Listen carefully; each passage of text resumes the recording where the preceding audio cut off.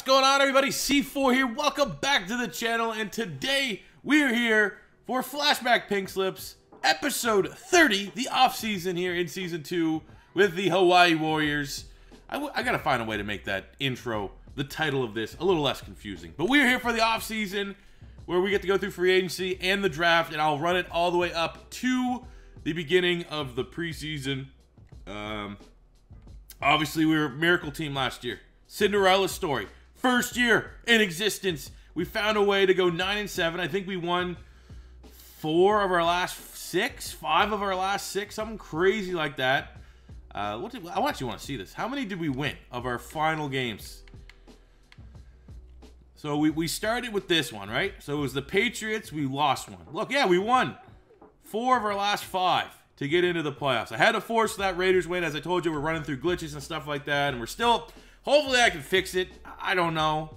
I want to get through this offseason, get maybe to the preseason when I can start testing things out again to try and make this 100% fully functioning. But if you missed it, basically there's a bug when I play home games. So as it stands right this second, for the future of Flashback Pinks, we're going to just be playing the gameplay. We'll be on the road. I mean, it doesn't really matter, does it? You know, it might make some weird episodes because we might have like 4 home games in a stretch, and then I'd have to figure that out. But still, we're still looking good. We're still chugging on. We're getting ready for that 2008 NFL draft. Here's where our squad is at. We lost in the divisional round.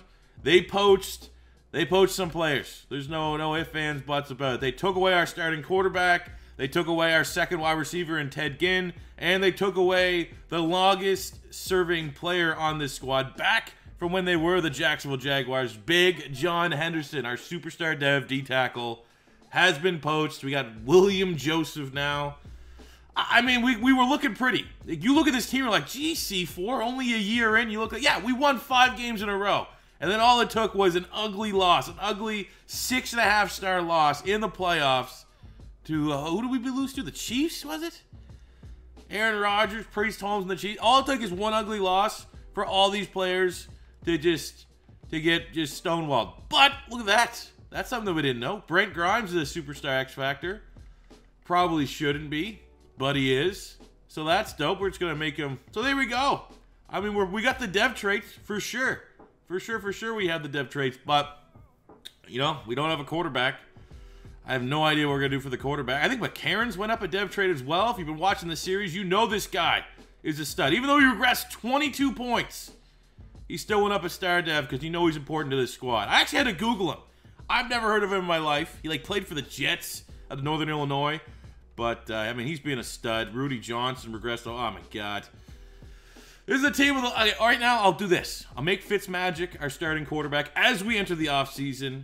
You looking at... I don't want to try and sign a bunch of free agents. That's kind of been my mantra. I haven't even peeked at what the free agents... Because there's no salary cap. That's just how Pink Slips works. So, it's always super old guys. And as you can see, it's very much... super old guys. I mean, there could be an interesting quarterback here. We want to sign Romo or Phillip Rivers. But, I mean, that's just not the nature of this series. Not going out and just signing our players. If I can get depth... Oh. Well, that's an interesting one. We kind of need a running back, too. But, I mean, everyone will just complain. Oh, you got 2 X Factors at running back, bud? That's going to be a tough one. I know the optics, that's not a great one to sign. 81 X Factor. It's Willie Parker, though. We brought him into the league. Great 1-2 punch with Adrian Peterson. I might put a bid on him. I might just... I'll take the criticisms that might come. But that's one of my guys, man. If I can get any of my guys in free agency that we had and we started with on the Oilers, I feel like I probably should at least try and get them. I mean, there's no salary cap. I think we just put in a competitive offer and see what happens. Little shield. There's some good solid linemen, but I'm content with my offensive line right now, for sure. Was that guy's name Todd Weiner? Nice! Todd Weiner. Should bring him in.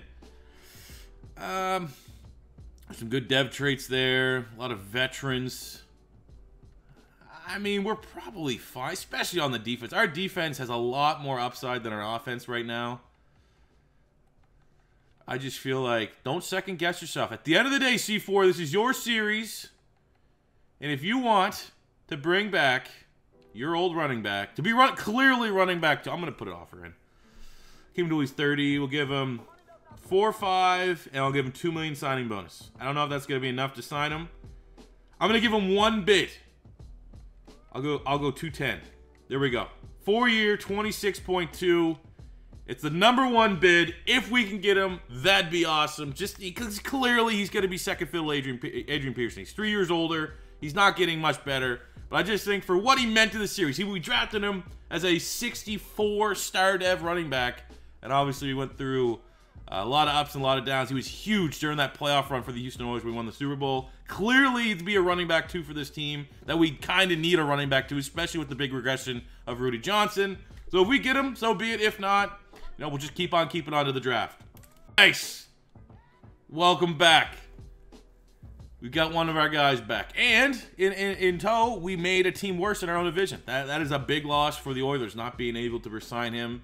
Him hitting the market, that was a big thing. Him, Desean Jackson, that 1-2 punch. And now he's coming here to Hawaii to be the 1-2 punch with Adrian Peterson's draft board. I might as well just show. I'm done scouting. I got my big board already set. We are going to be kind of picking on the outside. So a lot of these guys, I have it all kind of organized by like what their true talent is.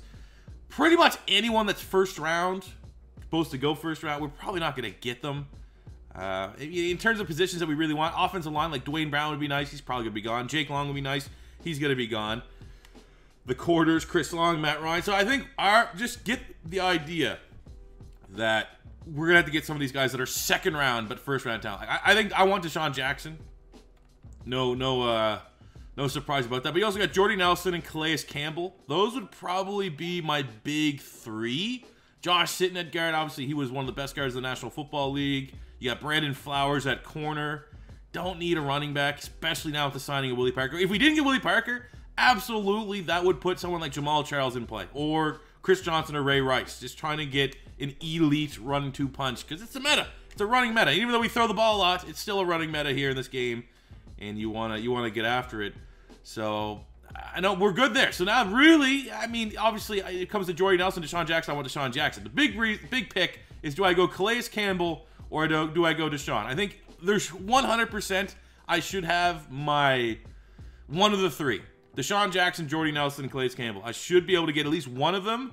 It's just, do I go defense with the Calais Campbell or do I go offense and get the deep threat in Desean Jackson? I feel like in the spirit of Pink Slips, I think Desean Jackson should be our #1 target. I'll go Desean at 1, Calais Campbell at 2, Jordy Nelson at 3 for our first round pick for this upcoming draft in 2008. Let's get there.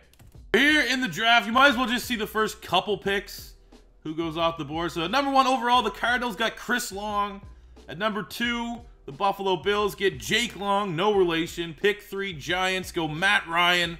Got this, so the big quarterbacks off the board. At least that temptation is gone. The Chargers get Cedric Ellis. The Vikings get Glenn Dorsey. The Bears at pick 6 get Gerard Mayo.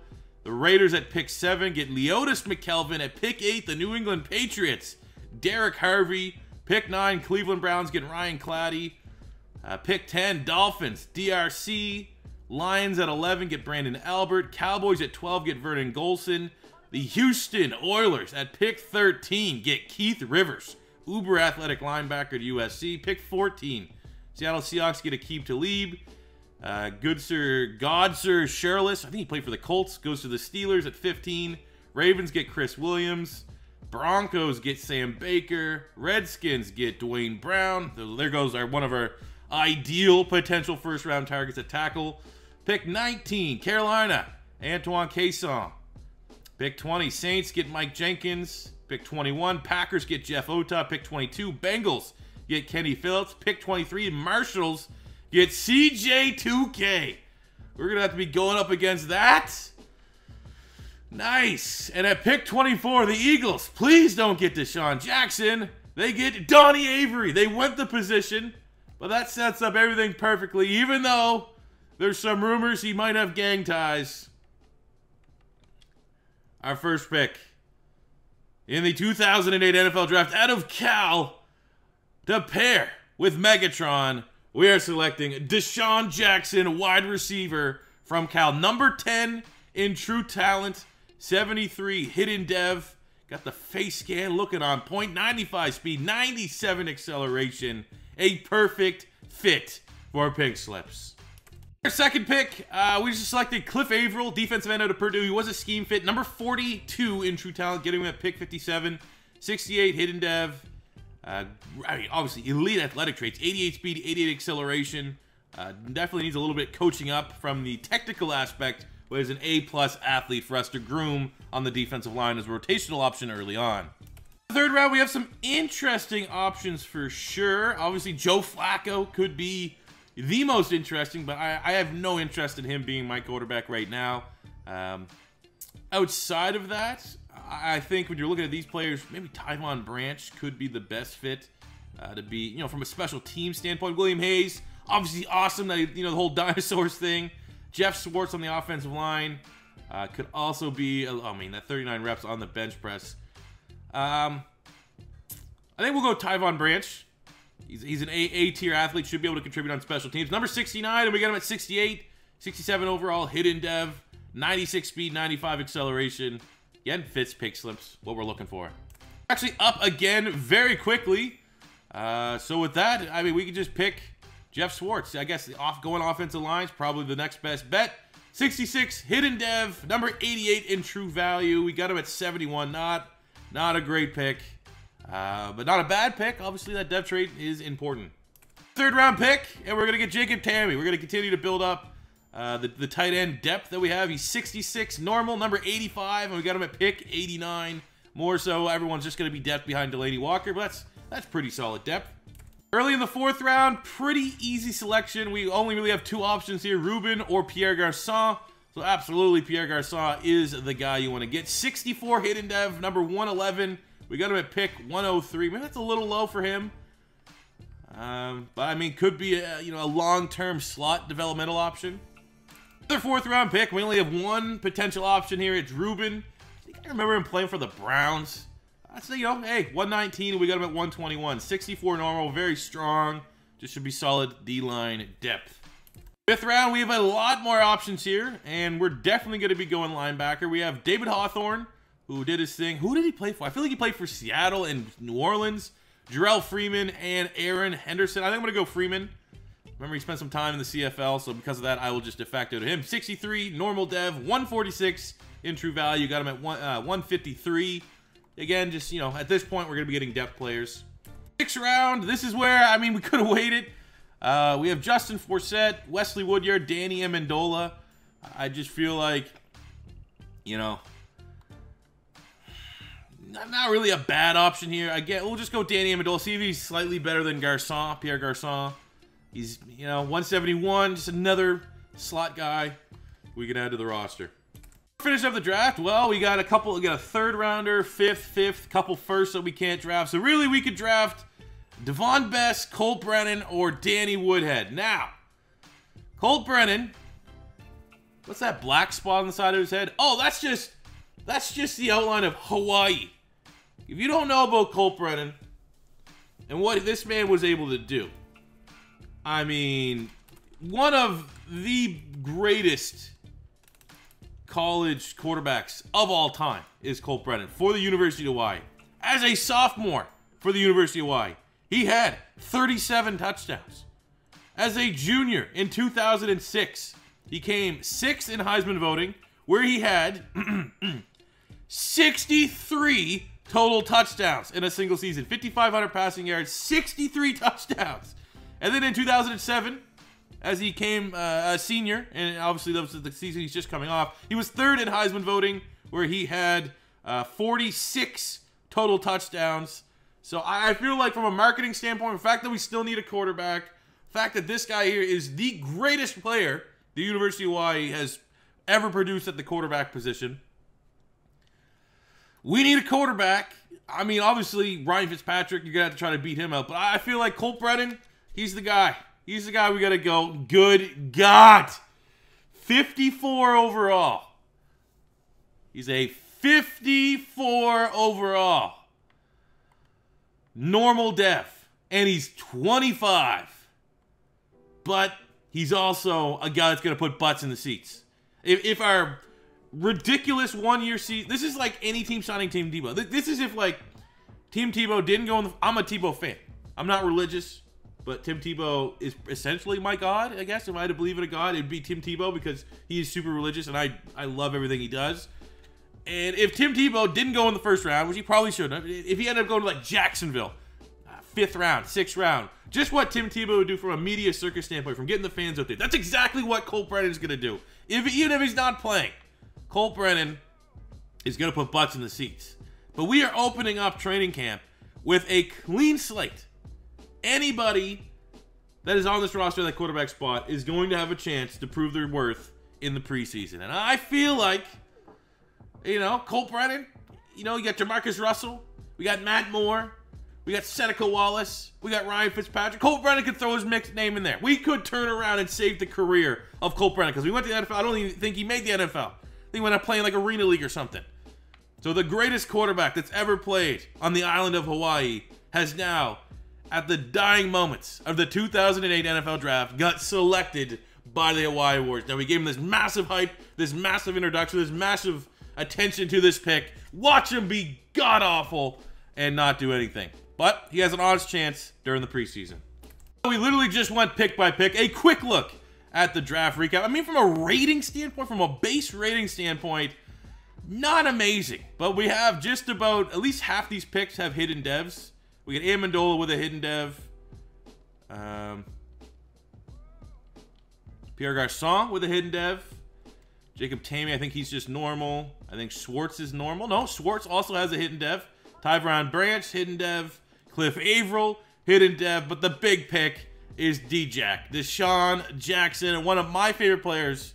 If I'm thinking of since I've been playing Madden in my lifetime, he's probably my favorite wide receiver in Madden history. Obviously, I like to call my plays. And there was a time, I can't remember what Madden it was, when Michael Vick was the quarterback of the Eagles. It might have been Madden 25, maybe?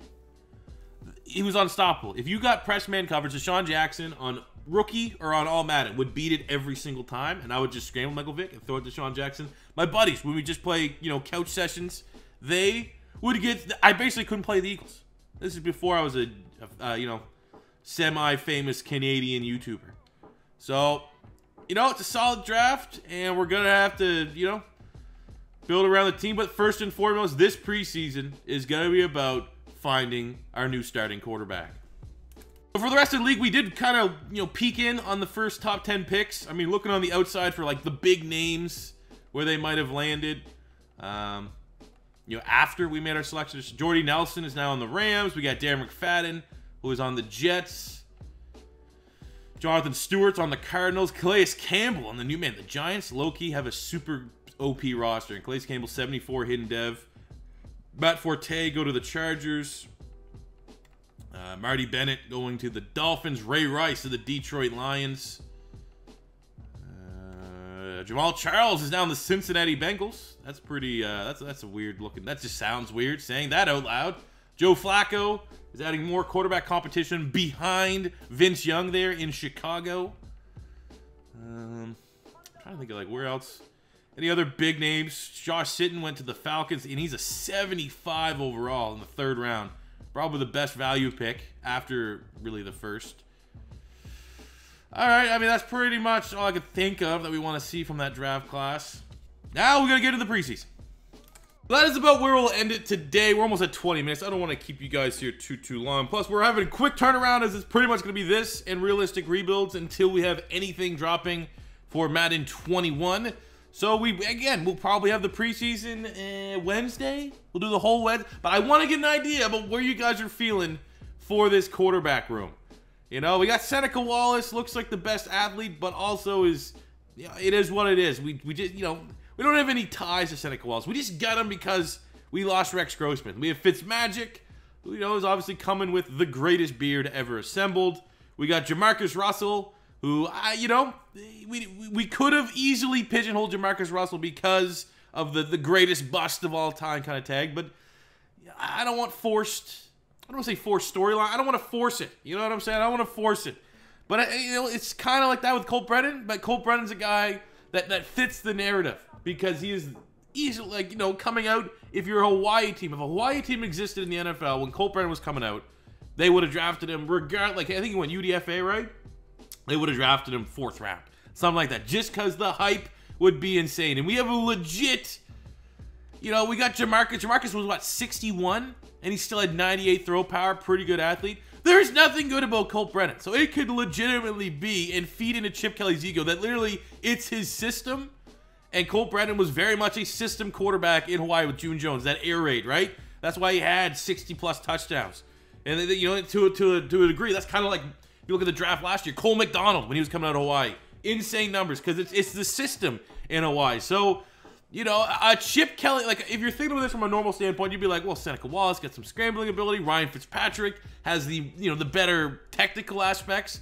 But if you're Chip Kelly, you're always going to be enamored with the Jamarcus Russells, with the Colt Brennans, because as someone myself that has gone through the Chip Kelly years of Philadelphia, he is so arrogant that he believes it's his scheme that makes the players, not the players that make the scheme. So he would have the confidence to get a Colt Brennan, a 50, and be like, yeah, look at this. I made the playoffs. I did all this with a quarterback that was 25 coming out of the draft, below 55 overall. I turned his career out. So what do you guys feel? What direction are you guys thinking for the quarterback? For me, I'm thinking it's, you know, a toss-up between Fitzpatrick and Colt Brennan. I think that should really, you know, Jamarcus Russell, that's a little too easy of a, let's see if we can, let's try to, you know, take over Jamarcus Russell. I feel like that's a little too easy.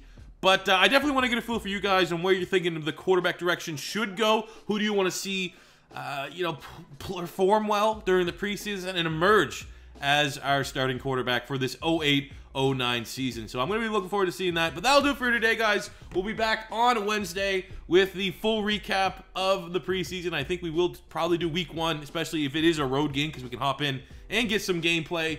But that does it for me. Hope you guys are continuing to enjoy this series as much as it is for me to go in and play it. It's one of the best things about my job right now is being able to consistently play this. So, yeah, that does it for me. Subscribe, like, all that good stuff. I'll catch you back here tomorrow with part 2 of the New Orleans Saints realistic rebuild, and Wednesday with a new Warriors. Peace out.